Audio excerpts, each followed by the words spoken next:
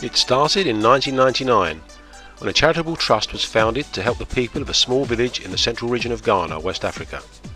The village is in the district of Asin and its name is Endwa, hence Asin Endwa. So small that you won't actually find it on most maps, the village has a population of around 5,000. It's about 16 kilometres north of the district capital of Fosu, along the main road to Kumasi. In 2003, the trustees decided to start a volunteer programme, one that was different to any other that we could find. It was designed from the beginning to be a working holiday that gave the volunteers a unique insight into the problems experienced daily by villagers, and also the sheer joy that can be gained by actually making a difference. In the summer of 2004 we had 8 volunteers. This has grown annually to our maximum of 16. They have come from all age groups and backgrounds, from student to business executive. It makes no difference. Everyone has something to contribute, much to learn, especially how much fun can be had with the simplest of lifestyles. Take away my sorrows, take away my pain. I wanna go to Shambhala. Take away my sorrows, take away my pain. I wanna when you get what you want, but not what you need. When you feel so tired that you can't sleep. Probably the thought of facing a class of up to 50 youngsters is the one thing which most worries the majority of volunteers. However, this is also the activity which they feel, after the event, is the most rewarding. Each year the group has designed its own teaching programme, so each year has been different. It's a bird, but it does not fly. Now just say they are not going to say you,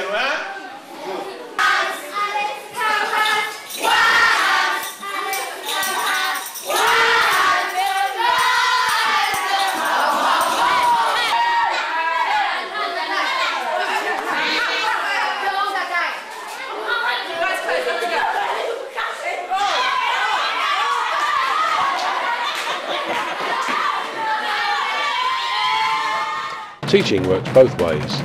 Those who were once the pupils become the teachers, and those who were once the teachers become the pupils.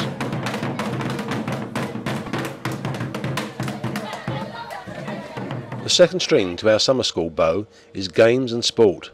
The Ghanaians love sports, and any chance they get to show off their skills is eagerly seized. Generally we organise games for the younger children with training and tournaments in soccer, netball and volleyball for the older ones. These tournaments are fiercely competitive, and a strict eye has to be kept on the team to stop them slipping in ringers. The coaching, games and tournaments are all organised by the volunteers, each person helping to the best of their ability.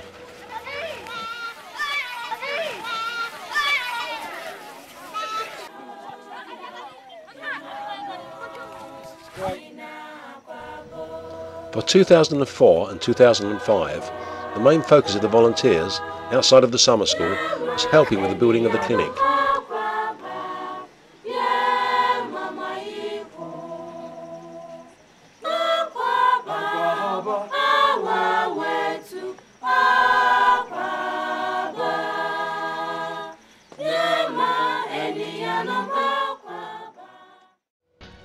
The 2005 group, as well as helping with work on the clinic, also paid for and erected some new netball posts, plus helped with badly needed maintenance at the secondary school.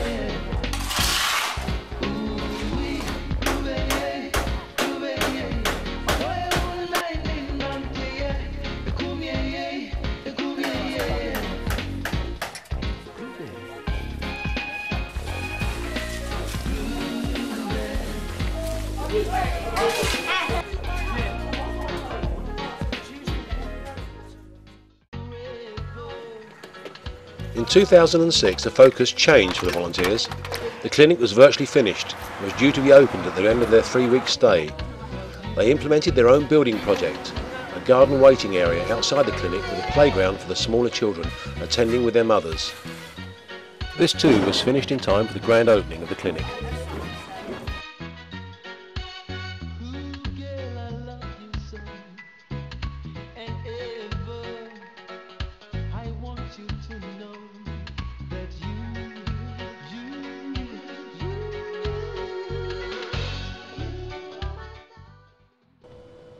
What makes our project unique is a combination of concentrated work with weekend breaks in two of the outstanding resort areas of Ghana.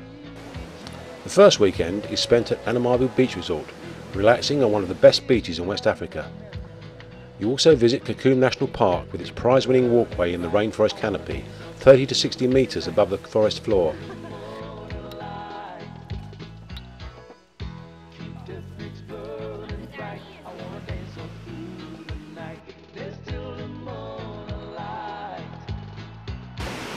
During your trip to the city of Cape Coast, a World Heritage Site, you can explore the vibrant market and visit the grim castles with a background in the slave trade. You then return to Anamabu for a great meal and finish the break with a beach party.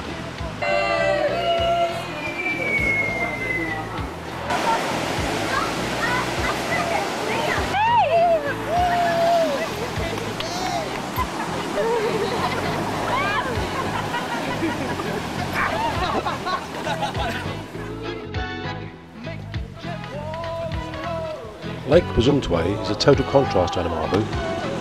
It's a sacred lake nestled in the hills near Kumasi, with a luxurious hotel on its shore. With Paradise Hotel as your base, you can explore the area, take a boat trip or try your hand at staying on top of the local fishing craft. You can of course just relax with a drink and a book. The choice is yours.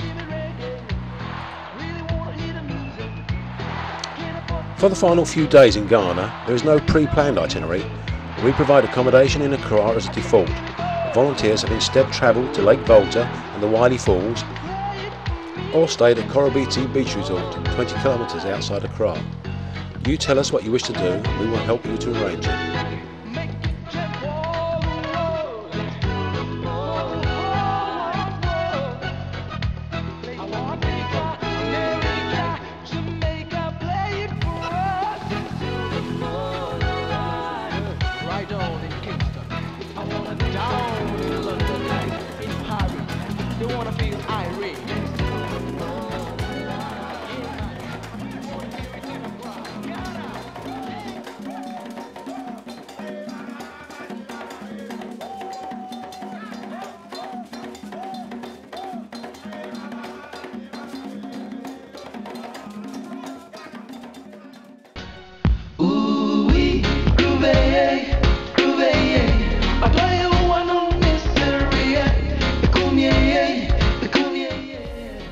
When you arrive in Ghana, we arrange for you to stay at the National Nurses Hostel on the outskirts of Accra. It's a quiet place with good basic rooms and breakfast. The group then travels to Endwa the next morning by minibus, or trotro as they're called locally. Volunteer accommodation in the village is at the chairman of the Ghana Trust's compound. It is very basic, just a bed and a pillow, but you do get electric lights nowadays. There are 2 beds to a room and mosquito nets are supplied, but we do advise taking your own. There is a dining come common room for the group's use, and a compound which is invariably full of kids wanting to be with your bronies. There is now a proper cold water shower, but those in the know seem to prefer the old bucket shower. The toilet is an earth closet, crude but effective and very colourful.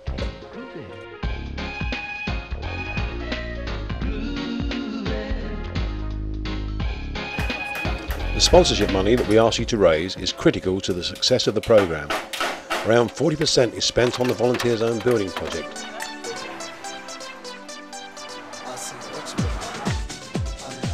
Another 40% goes to the Ghana Trust for ongoing work in the village to help 2 schools that the Trust supports, one in Accra and one in Fosso.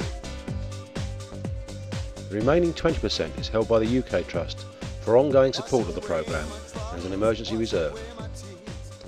We also have what we call the sponsorship bonus. If you are successful in your fundraising and manage to raise over £250, you can use any money up to a maximum of £1,000 to pay for the exceptional expenses of the trip, such as airfare, malaria tablets, etc. You may not use it for spending money or weekend food bills, as we do not consider these exceptional. Anything over £1,000 has to be passed on to the Trust for use on future projects.